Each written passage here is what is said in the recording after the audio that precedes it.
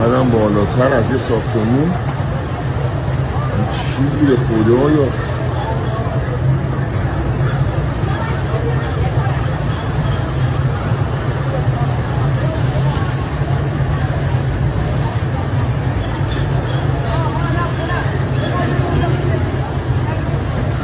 تمام این ساختمون شیشه هاش شکسته بالا.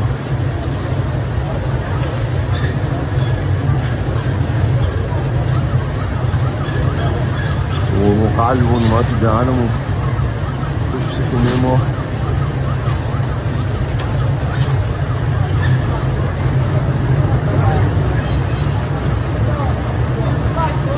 چی بوده این اصلا؟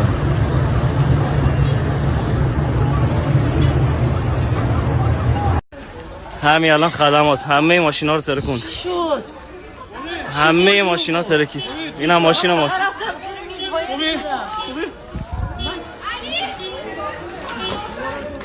کل خدمات خراب شد.